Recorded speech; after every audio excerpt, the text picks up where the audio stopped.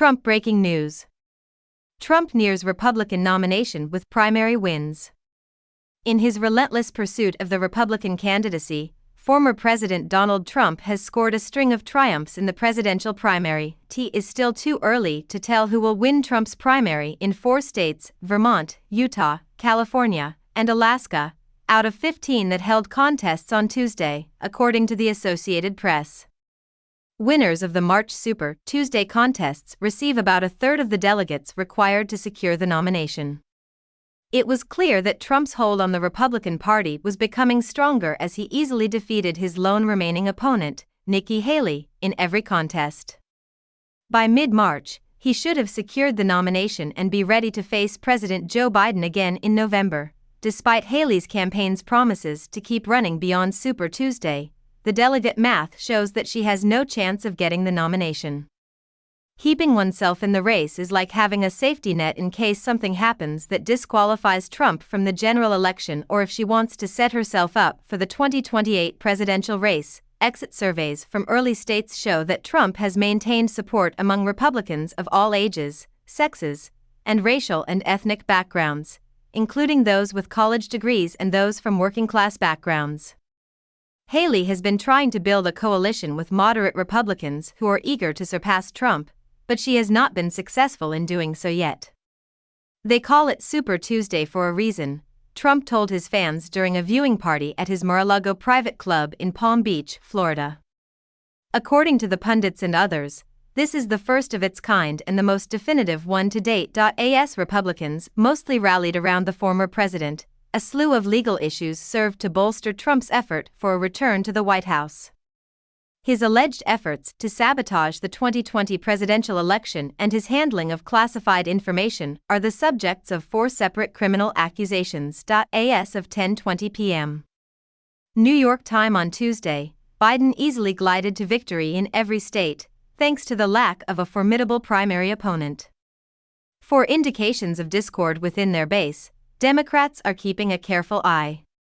Some Muslim American organizations in North Carolina and Minnesota have been trying to get people to vote for uncommitted rather than Joe Biden in order to show their disapproval of his stance on the Israel-Hamas conflict. He stated, "Tonight's results provide the American people with a clear choice. Are we going to keep moving forward or will we let Donald Trump to drag us backwards into the chaos, divisiveness, and darkness that defined his period in office?" In his statement, even though Trump's campaign has swept the early vote contests, it has also been quietly working to secure support. When Republicans vote on 2 of Trump's chosen supporters to head the party for the rest of 2024 on Friday, he will basically seize control of the RNC. Senate Minority Leader Mitch McConnell is just the latest in a long line of Trump detractors who have retired or declared their intention to step down from leadership positions. When Trump petitioned to have his name returned to Colorado ballots following a ruling by the state's highest court that allowed for his removal, the Supreme Court just granted his request. Due to his involvement in the Capitol riot on January 6, 2021, a Colorado judge ruled in December that Trump could not be named on the ballot. Trump supporter and Republican strategist Garrett Ventry remarked, "President Trump is on a big winning run. At this moment, Trump appears to be unstoppable." Trump's approach, the group that Trump founded, is a source of some of his momentum.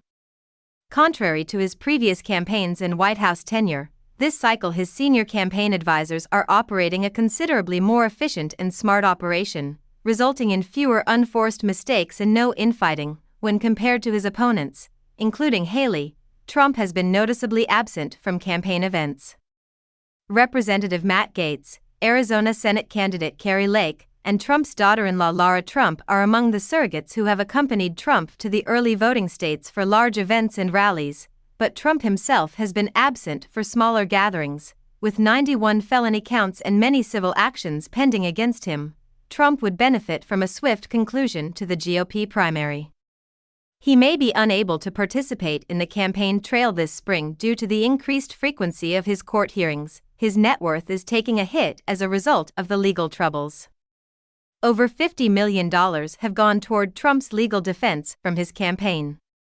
Court judgments against him total hundreds of millions of dollars, and he may be required to liquidate assets or properties to pay them off, election season turning point, the Trump team began to shift its focus to the general election and launch assaults against Biden well before Super Tuesday.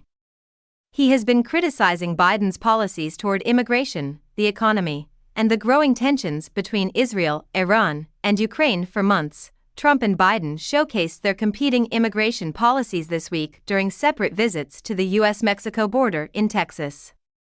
After this week's State of the Union address, Biden will give Congress his recommendations for a possible second term as president. More reading. Voters in battleground states hold Biden accountable for border overcrowding. If re-elected, Trump will likely appoint supporters to head important departments like the Justice and Defense Departments, and he has promised to take a considerably harder line on trade and immigration, with huge deportations of migrants and increased tariffs on China on the horizon.